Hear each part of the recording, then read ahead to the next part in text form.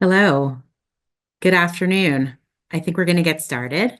Welcome, everyone. Good afternoon, as I said, and welcome to today's digital program. My name is Rachel Libman, and I'm the Chief Curator of the Toronto Holocaust Museum, and we're honored to be partnering on the program today with the ROM. I'm delighted that all of you could join us. Undoubtedly be an exceptional opportunity to delve into this unique topic. ROM acknowledges that it sits on the ancestral lands of the Wendat, the Haudenosaunee Confederacy, and the Anishinaabeg Nation, which includes the Mississaugas of the Credit First Nation, who have been the original stewards of the land since time immemorial to today. At the Toronto Holocaust Museum, we are also grateful to live and work on this land, and we affirm that our commitment to never forget must also include confronting attempts to destroy Indigenous culture and nationhood, and condemning attempts to deny that historical reality. Today's program, which will begin in just a moment, explores diverse roles Jewish women played in resisting oppression in Nazi-occupied Europe, and will further examine why those stories still resonate and are still important for us to discuss today. Today's webinar is inspired by the exhibition Auschwitz, Not Long Ago, Not Far Away. And I'm honored to be able to bring together two of the leading scholars and thinkers around women's history, and specifically about women's history during the period, Judith Rosenbaum and Sara Horowitz. Throughout the program, I encourage everyone to please put your questions and thoughts using the Q&A feature during the program, and we will do our best to answer and address your questions at the end. Now, please join me in welcoming our guests for today's program. Judith Rosenbaum is CEO of the Jewish Women's Archive, a pioneering digital archive that documents Jewish women's stories, elevates their voices, and inspires them to be agents of change. Judith earned a PhD in American Studies from Brown University with a focus on women, gender, and social movements. As a Fulbright Fellow, she studied women's collective communities in Israel. An educator, historian, and writer, she teaches, lectures, and publishes widely on Jewish studies and women's studies. Welcome, Judith. Sara R. Horowitz is a professor of comparative literature and Jewish studies at York University. She teaches courses on literary responses to the Holocaust, gender and Jewish studies, Israeli cinema, and Jewish memory. She has served as president of the Association for Jewish Studies and on the executive committee for Jewish literature of the Modern Language Association. She sits on the academic advisory committee for the Mandel Center for Advanced Holocaust Research at the U.S. Holocaust Memorial Museum. I'm grateful to be working with such exceptional scholars and colleagues. So welcome, Judith and Sara, and we can begin. Thank you so much for having us. Great. Okay. So we're going to get started with a question about when discussing women's narratives and from the Holocaust and learning about their experiences during the Holocaust, what are some things that we should be keeping in mind? How does learning about these particular experiences and hearing these specific points of view deepen our understanding of what is already a very complex topic? Judith or Sara? Oh, Sara, sorry, I think you need to just unmute, please. It's okay. There we go. I am very unmuted now. Wonderful. It's really important to focus not only on the kinds of experiences and dilemmas that women and men had in common, but also on the differences between male and female experiences. We think about what people endured, what the ways that they coped, the ways that they struggled to survive, who they were responsible for. And we notice a number of things. First of all, in the diary of Emanuel Ringelblum, who was in the Warsaw Ghetto, he writes about the way in which the experiences of women, even before ghettoization, really, really changed. Men were rounded up, Jewish men were rounded up, they were imprisoned. And he writes that women who had pretty much only had domestic roles before, who weren't very sort of out there in the public eye, all of a sudden took up the mantle of not only ensuring that their family could eat, could endure, but also they started knocking on doors of officials. They tried to figure out ways to free their husbands, to bribe their husbands. And so we begin to understand the way in which certain kinds of pressures and duress brought out different things in different people. We also start thinking about the different kinds of challenges that women faced versus the kinds of challenges that men faced. And we begin to understand the Holocaust not only as sort of a broad master narrative in which there's sort of one description that fits everyone, but when we begin to think about the experiences as very nuanced, and that personalizes it for us, that humanizes it for us. Thank you. Yeah, I think keeping in mind the nuance is really critical, as well as the individual stories. Absolutely. The personal. Thank you. Judith? Yeah, and I think, and this is true whenever we're taking women's stories or the stories of other marginalized people into account, it just expands our understanding of agency, of what it means to make history, who are the people who make history, what do we understand as history-making acts, so that we can better understand what are those small things that might have been invisible or not seen as part of history making that, in fact, moved forward the story. We're going to talk about this in terms of understanding resistance to go beyond armed struggle, including daily acts of survival, but also understanding different ways that oppression, discrimination, genocide were deployed on women, and which helps us better understand how those systems work, like sexual violence as an act of war, for example. One of the things that I also think about, which gets at that point that you made, Sara, about nuance, is that it is interesting to recognize the complexity that times of crisis can also be times of opportunity for some people, and for women and other marginalized people that can be the case because the usual rules no longer apply. So there can be more space to do different kinds of things, to take on new roles and have different kinds of experiences. I'm thinking, for example, of Rabbi Regina Jonas, who was the first modern woman to be ordained as a rabbi in 1935 in Germany, and did not have many opportunities to work as a rabbi once she was ordained. And it was a long process for her to get ordained because of resistance of traditional, of traditions. But as rabbis were deported, and there were fewer male rabbis in Berlin, she had more opportunities to work, and in fact, really worked fully as a rabbi in Theresienstadt. So there was a strange opportunity there in a time of terrible restrictions. Yes, and some of those opportunities, as you described it, are women stepping into roles that they weren't accustomed to stepping into. Another way that we see changes in women's behavior is that they sometimes take advantage of the stereotypes that surrounded them about women and women's roles and women's capabilities, and they use those stereotypes to their advantage. They kind of flip them on their head, and they are able to make gains for themselves and for their families, and sometimes for people in communities. One of the first women who talked to me about how her family was saved. One of the few testimonies, one of the first testimonies that I was involved in taking down was a woman who lived in the community that I once lived in, and she told me that her mother was a seamstress and an Orthodox Jewish woman with, I don't know, 7 or 8 children, and she got to know the wife of the mayor of the small town she lived in Poland.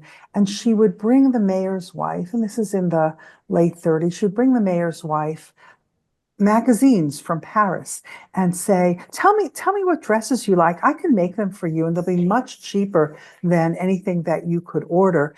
I'll help you pick the fabric. And so she started this relationship with the mayor's wife. And when it came time to deport Jews in this town, the woman and her family were standing in the market square with the other Jews in the town, and the woman kept looking for the mayor's wife. And she said, I'm almost finished with your dress. If you could buy me a little bit of time, I'll finish your dress. But also, as a surprise, I made 2 dresses, one for each of your daughters. I just need 2 days to finish them. Do you think you could delay my deportation? She said, sure, I'll have my husband pull you out of the line. She said, well, it can't just be me because you can't really expect me to focus on sewing if I don't know where my children are.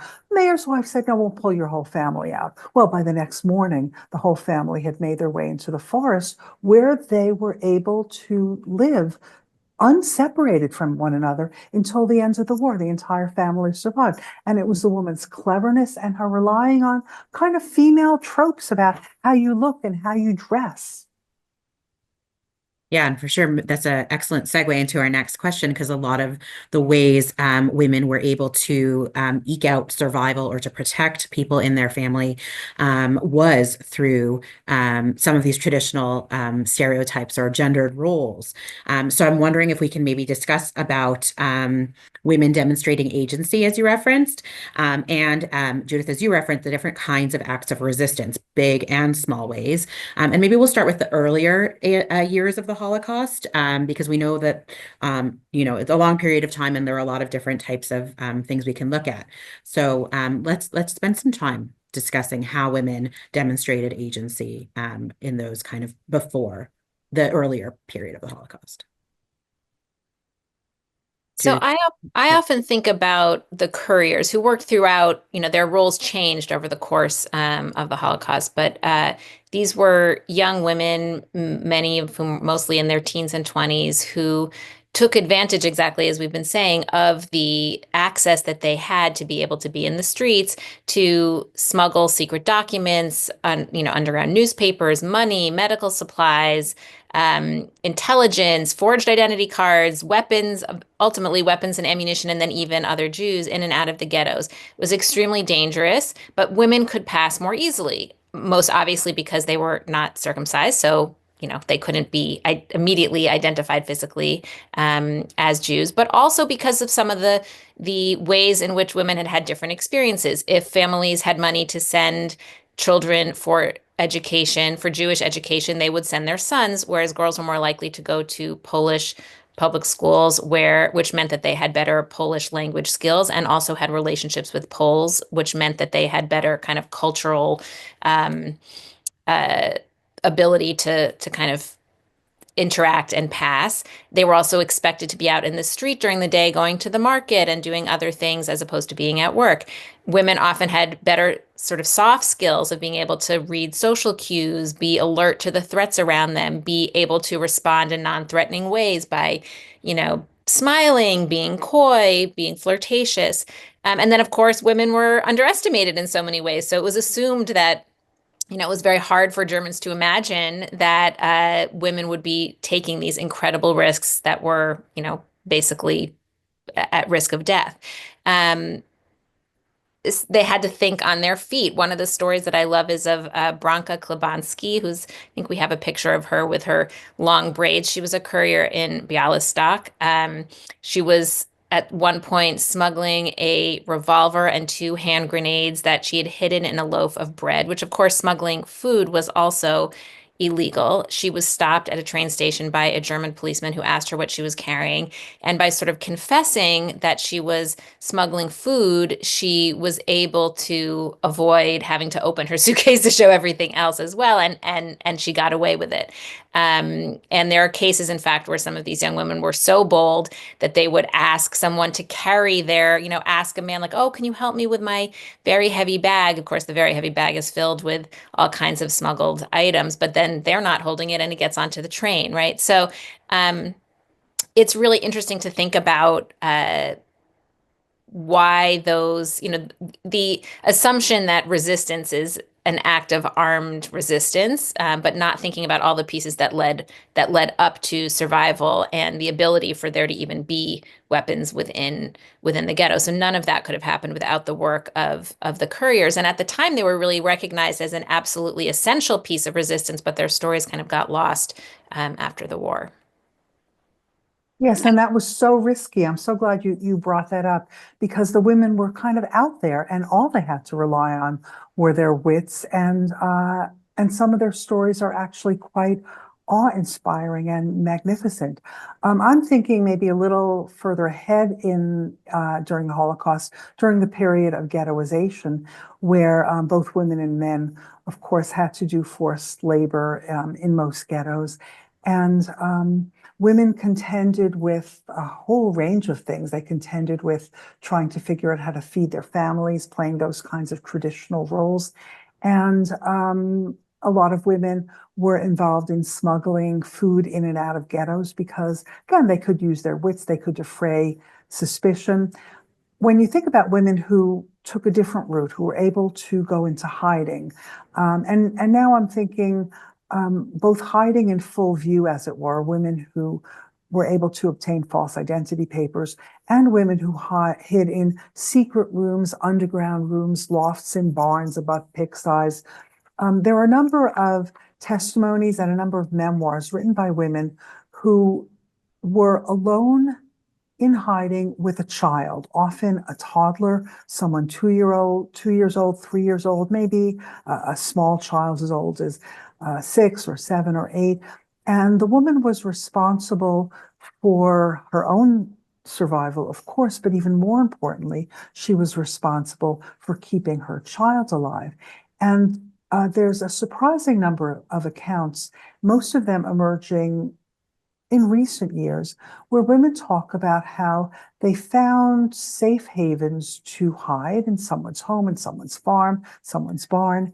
And eventually the male owner of the barn, married or not married, would cast his eye on this woman and in her helplessness and basically say, have sex with me or I'm throwing you out. And a lot of women write about this internal struggle where they really don't want to do this. And then they think, but it's not only about me, it's about me being responsible for my child. And they make a calculation about what it is they need to do to save their child's life. And what's really remarkable, really a number of things. First of all, the clarity with which they kind of map out what their options are and what's a better choice at that moment.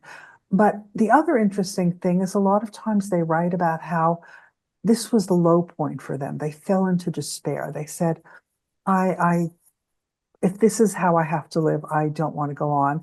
And then they would say to themselves, but I have this child, so I have to go on for my child. And so in certain ways, the role of motherhood placed a burden on them, but it also, in a sense, gave them extra courage to go on. They were willing to continue through despair because they were responsible for their children.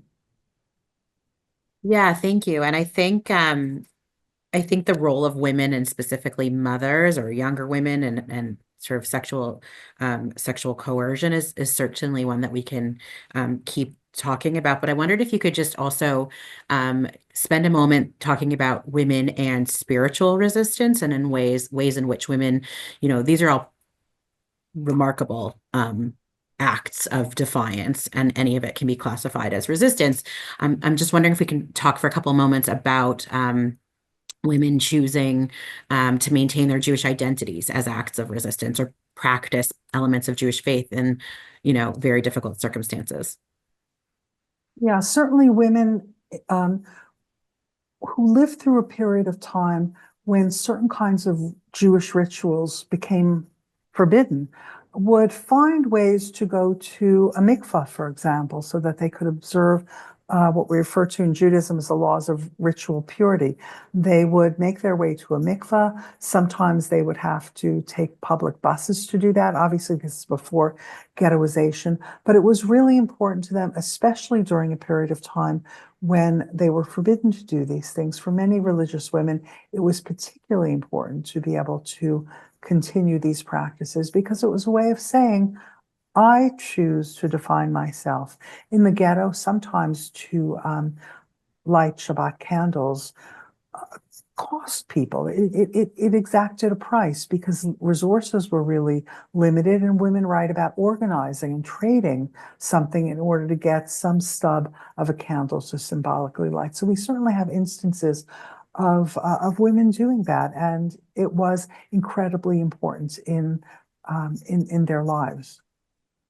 And if I can add, to sort of broaden from spiritual resistance in a religious sense and to think about other kinds of ways that women maintained their dignity and sense of humanity, I was thinking about a scene that I recently read in the newly translated English version of Rachel Auerbach's Warsaw Testament, um, where she talks about in the early days of the occupation of Warsaw, going to Cecilia Slepak's salon, where in their apartment, they were, even though there was a curfew and even though there were very strict rules, they risked having people over and playing music and continuing intellectual conversation because that felt like a really important act of resistance, to say, we are not going to give up those aspects of our lives. We are not going to neglect beauty and art and our intellectual lives. We are going to make space for that under these difficult circumstances because that is how we are going to continue to be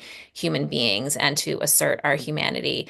And of course, I think we see that also in the work that was done, which Cecilia Slepak was involved in. She collected oral histories as part of the Oinig Shabbos archive. But thinking about all the people who worked on that project of documenting Jewish lives, saying we don't want we know that we may not survive and we don't want our stories to be told by our murderers. We want to show how we lived, and if we need to write our own stories of how we died, but to capture in writing and oral histories, in art, documentation of what Jewish life was in that period, which is a way of insisting that these lives matter and showing resilience and survival under these unimaginable conditions. And Rachel Auerbach, who was one of only 3 survivors of Ringelblum's Oinig Shabbos archive, after the war was insistent that these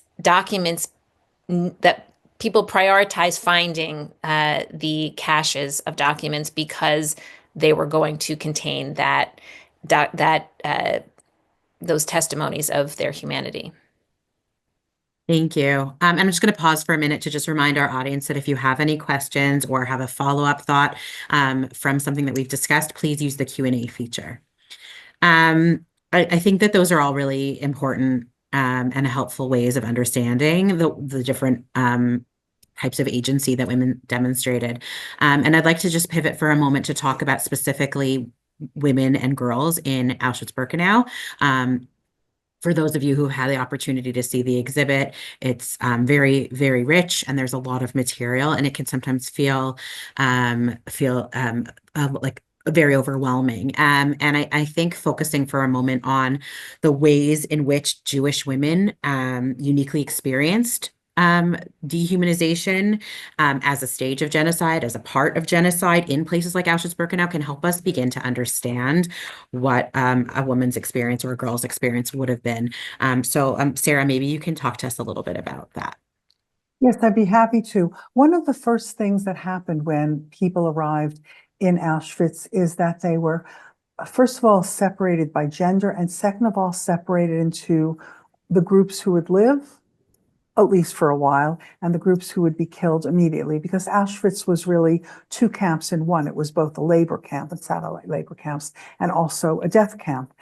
And many women described that day of arrival as they remember very vividly that they had to be naked in front of male guards, that their hair was shaved, but not just the hair on their head, but also their bodily hair. And they remember these sort of strange hands bringing dull razors to their private parts. And in a lot of testimonies, they recall it as a kind of sexual violation, which I think to our eyes, it certainly resonates that way. Women also talk about the problem with menstruation, at least for the first few months that women of menstruating age were at Auschwitz. They menstruated, but they didn't have anything that could catch their blood, and they weren't able to clean themselves.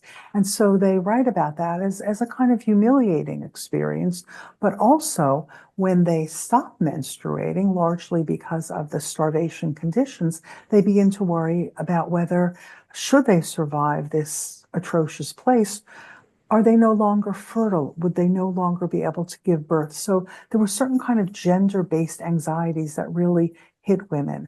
Some women arrived in Auschwitz-Birkenau with little children in tow because they were young mothers. And children were not allowed to live. There was a sense of, why would you waste precious resources on these young things? I'm now speaking in the language of the perpetrator, out of from whom you could get no benefit.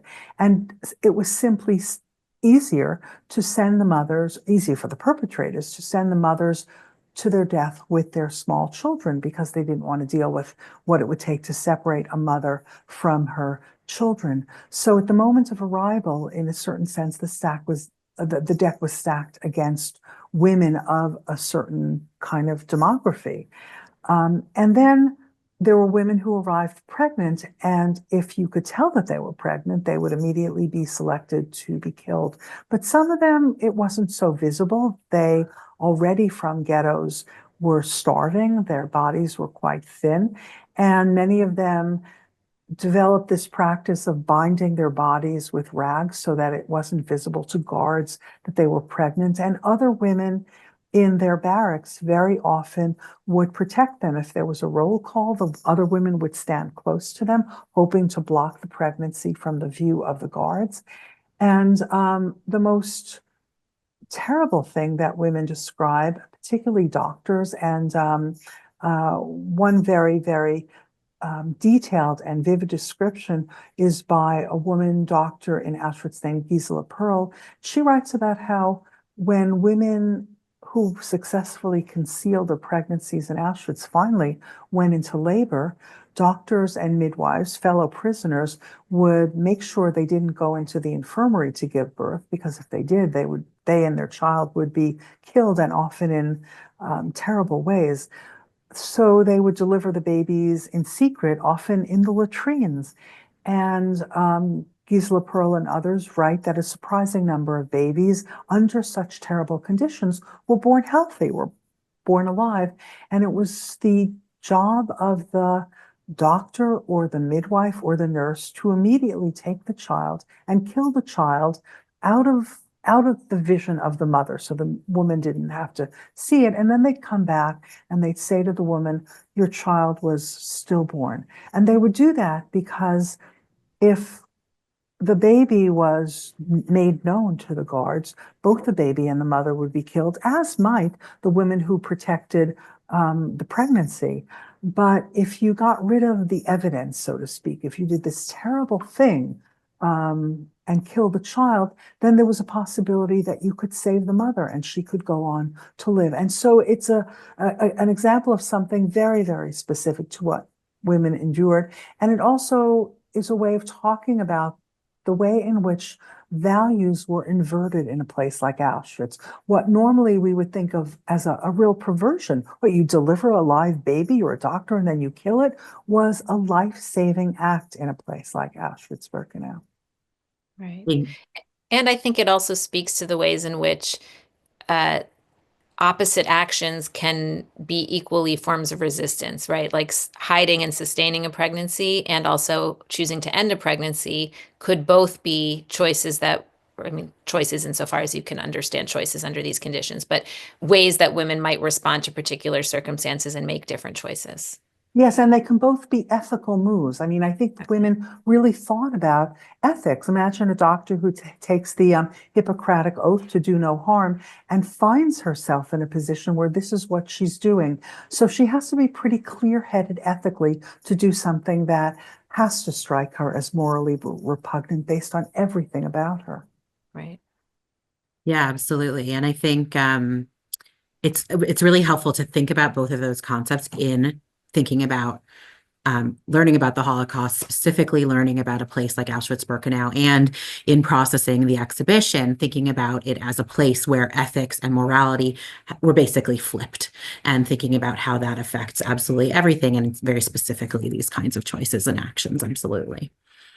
I want to make sure that we have time for the Q&A period, so I'm going to just kind of move us forward a little bit, and perhaps some of this will come back up in the Q&A, but if we can talk for a minute about both of your respective areas of work, which are very, very rich.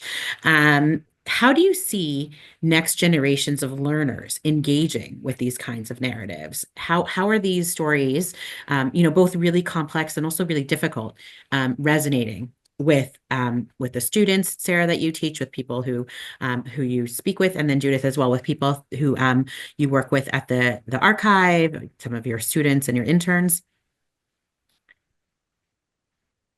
Yeah, I mean, we see a lot of interest in these stories. I mean, I think there is both from a personal sense of, we have, for example, a lot of our young fellows in our Rising Voices Fellowship who are teens in grades 10 to 12, and then alumni of that program, who are engaging with the stories of their grandparents and in some cases great grandparents, and trying to understand what it means to be uh, children of people who survived the horrors of the Holocaust, or in some cases didn't survive.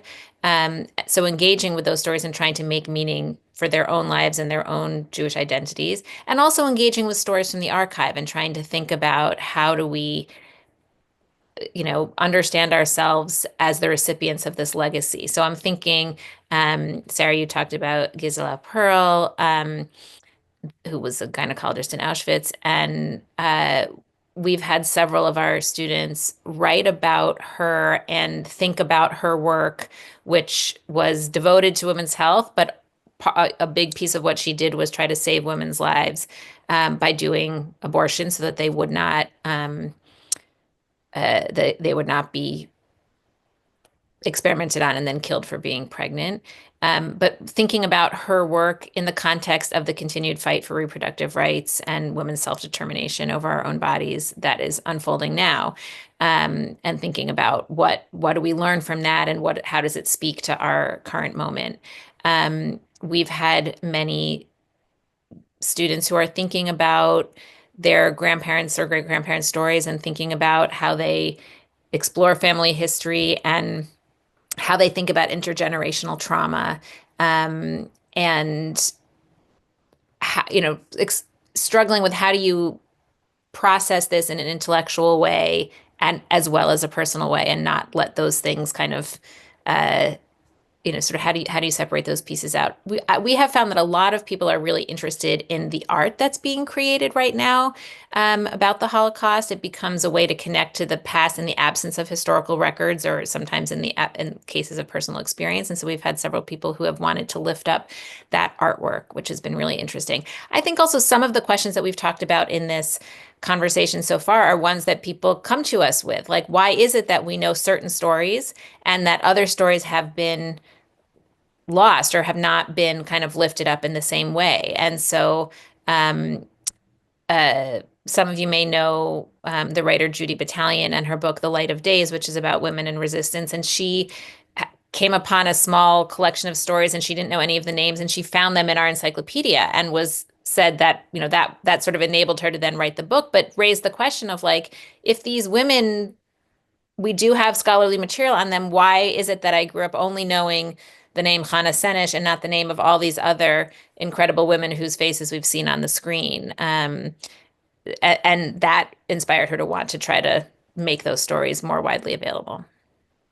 And Thank those you. are really important things. I think, I teach at a Canadian university. I teach at a university in Toronto. And I would say that, if I could put it this way, the demographics of my students mirror the demographics of Toronto. And so my students come from all sorts of backgrounds. Some of them are Jewish, but many of them are not. And they too come from places where there is a family story of escaping atrocity, escaping oppression, sometimes even escaping genocide. And they connect to these stories about the Holocaust. They connect to the material. I mean, I look at, because I'm a literature professor, of course, history is important, but there's a really important place as well for poetry, for fiction, for Judith, as you said, for artwork. And it helps my students not only understand the Holocaust, but it also helps them think about their own family background, and it creates bridges among cultures. It's not that all of these historical instances or inherited stories are the same. They're all different, but they all have things in common, and they provide a certain groundwork for a complicated kind of empathy. And I think that's really important. It turns it into not only a story about the Jewish past, but also a story that's a Canadian story. We come from different places. We carry with us the burdens of history, and we can connect to one another respectfully in that way. Yeah, and a human story as well, for sure. Yes. So I want to move into the Q&A, but before I do, I actually think you set this up perfectly for me to ask you. I know there's been a lot of photos from the JWA on here, and Sara, you mentioned a couple of people's names as well. But if there's one or two women who you want the audience to go look up right now, or a book that you recommend, we had Judy Battalion's book recommended, perhaps a film that tells a story of a lesser known woman. Could you please share it quickly, and then we'll move to the Q&A. So Well, I haven't, go ahead, Judy. Go. I was just going to say, I mentioned Rachel Auerbach and her the new translation of Warsaw Testament by Samuel Cassow. I highly recommend that. There's also a great film called Who Will Write Our History that focuses in part on her, talks about the Einik Shabbos archive, but uses her as one of the main characters.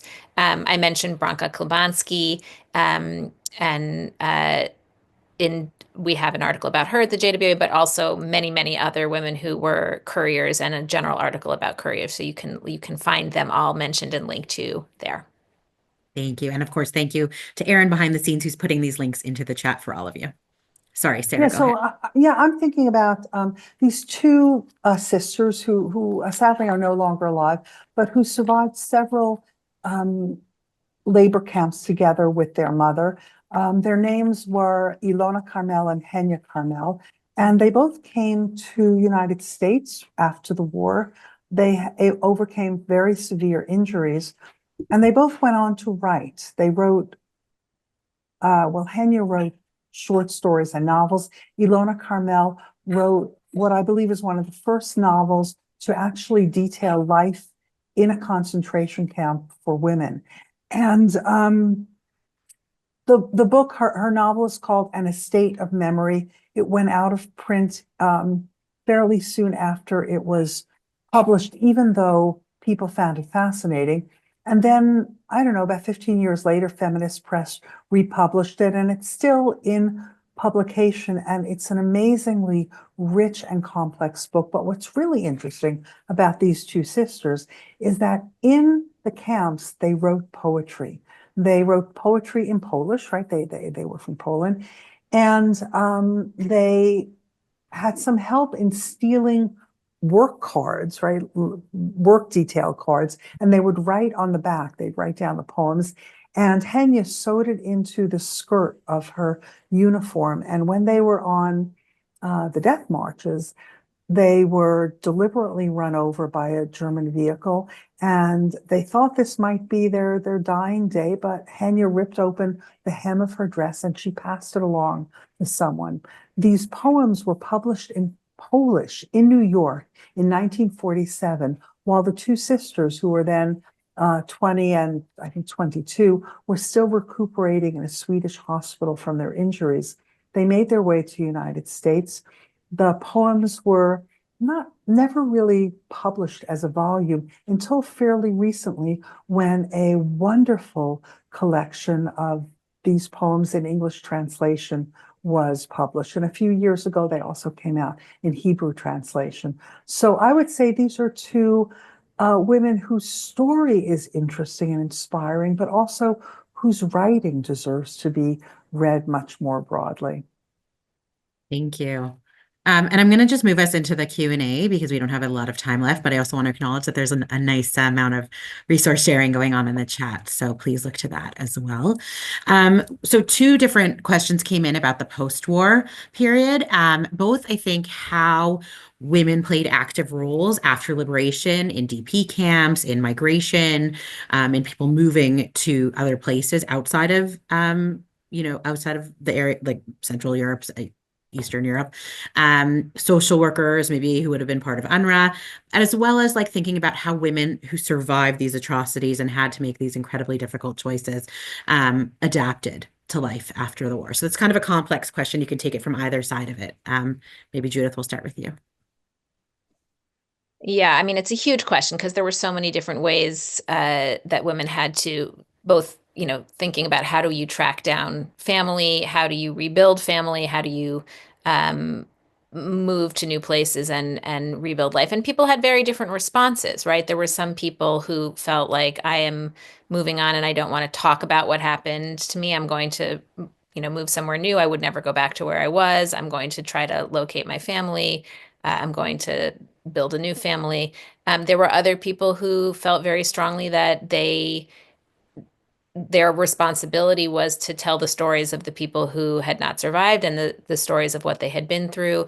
Again, as a historian, I'm interested often in the documentarians, and it was interesting how many people built institutions to try to, created the institutions like Yad Vashem and emphasized testimony, for example, as a way of sort of acknowledging that they had a responsibility because they had survived and often felt a great deal of guilt about that. And that ambivalence, I think, was such a piece of so many people's stories that even for the people who were able to, for example, there were so many babies that were born in DP camps. And there was, on the one hand, a sense of joy and survival and so many marriages and so many new families starting, and also a sense of like, how do I think about new life when I'm coming out of this experience of just utter death and destruction. So I think figuring out how to manage that ambivalence, there were so many different kinds of responses to it, but it was a very heavy mantle. Sure.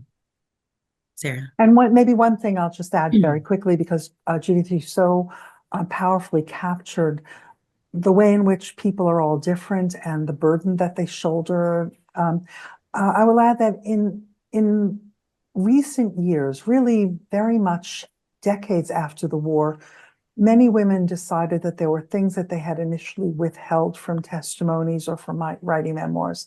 A lot of these things had to do with the death of children, or it had to do with sexual barter, sexual assault, things that they felt perhaps were too shameful or too painful for them to talk about. And I'm not saying they should be ashamed. I'm just saying that there was a culture that shamed women for talking about those things.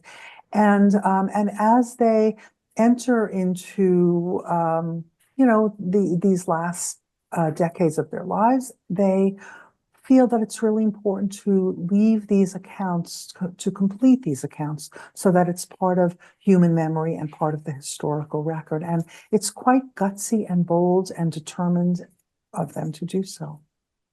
Yeah, and I think we all really benefit from the fact that We they did. We do. Yeah. I also want to put a little plug in to, if you're looking at a kind of nuanced approach, one area to look at is like marriages in the immediate aftermath of the Holocaust, and how different women who are all of a sudden alone and forced to kind of make all these kinds of choices after having survived such atrocity, the kinds of things that were open to them, the kinds of choices that they made, where they moved, and how they made those marriages. It's fascinating. And then I think we're just going to squish in one more question because it's a good one, and it takes us nicely to the end. How do you see these experiences and qualities being reflected in Jewish women today? I don't know, whoever wants to start. It's a really good question. I think that Jewish women, I don't like to make statements about Jewish women are, because Jewish women are as varied as, any other group of women on the planet. But I do think that Jewish women tend to engage. They tend to engage in community life. They tend to have a sense of community that is both immediate, but also a sense of being part of a global community. I think there's a sense of active participation in life that Jewish women very often want to bite off and make their own. Yeah, I would agree. I think also there's a sense of, and this isn't simple. I think we actually see a lot of younger people struggling with this, right? How do we see ourselves as inheritors of the legacy of these incredible women who were so creative and so fierce and so determined to survive? What does that mean when you're not living in those kinds of circumstances? I don't know if any of you saw the movie A Real Pain, but I felt like that was one of the through lines in that film was like, what do we make of this if our lives are actually easy, and what does it mean to inherit that kind of strength and resilience when it is untested in some way? But I think there is certainly an awareness that that is part of our heritage, and I appreciate, I think, as we've been saying all along, part of what happens when you look at women's stories is you actually have a much broader and more kind of textured sense of all of the different ways that resilience and resistance and survival, what it looked like, many different models of it, and a kind of richer sense of what that could mean. And that is a very deep resource to be able to draw on. And to, have a sense that there are human capacities that we can tap into and that we know have expressed themselves in Jewish families and communities in the past. Thank you. Yeah, I'm not gonna add on because those are both really helpful and also I think very informative ideas to help us think about our role in this world today, which maybe is I would say it's being tested a little bit in the reality of the world that we're living in today. And so if you'll just indulge me, a couple of quick thank yous. First of all, thank you to the ROM for organizing and hosting this program. I learned a lot, and I hope everyone did as well. And I'm inspired to continue reading and learning. Thank you to all of our attendees who joined us today. We really appreciate your wonderful questions, and I hope you enjoyed. Thank you so much to our panelists, to Judith and to Sara, first for all of the work that you do to enrich this field and to teach all of us, and for helping us mark International Women's Day by honoring these really remarkable stories that deserve a platform. We look forward to staying in touch and hearing more and reading more about your work as it unfolds. A reminder that the Auschwitz Not Long Ago, Not Far Away exhibition will be at the ROM until September 1st, 2025. I really hope you'll take the time to visit. And as well, a visit to the Toronto Holocaust Museum before or after or in addition helps inform and process that experience. And we have many, many exceptional women's stories in the museum that I would encourage you to come see. We hope to see you again soon at another program online or in person, and wishing everyone a great afternoon. Thanks so much. Thank you. Thank you.